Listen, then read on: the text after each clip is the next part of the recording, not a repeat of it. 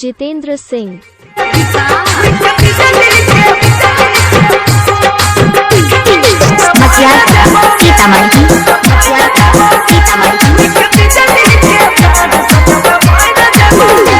सुन पगल कहियो बहली पचहर जेबोगे सुन पगल कहियो बहली पचहर जेबोगे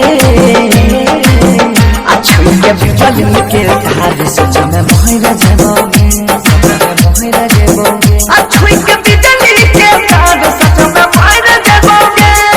मोहर जेबोगे सच में मोहर जेबोगे chhui के बिजली के धार सच में मोहर जेबोगे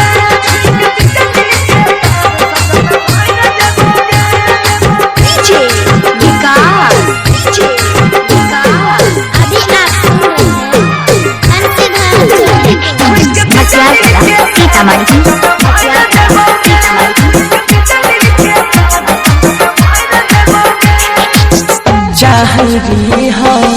जन्म से ज्यादा बन गया तू धोखे भाजगे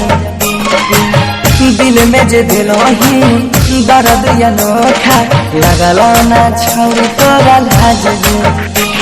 और पी के संगे अगिया में जहर जेबोगे और पी के संगे अगिया में जहर जेबोगे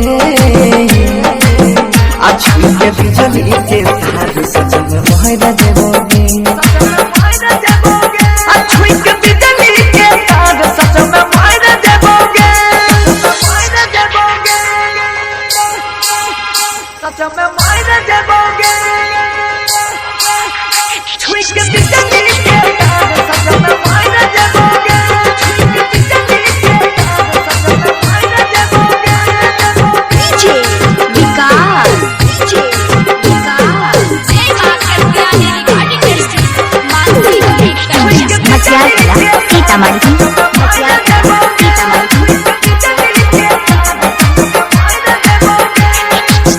सोचने री हो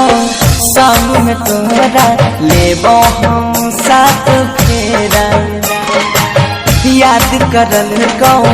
पागल दीवाना ससुरो जाई के गे बेरा सोनू के संग सुधीरा बोसे महाराज बंगे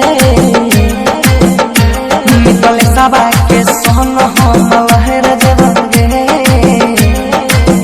आ छुई के बिजली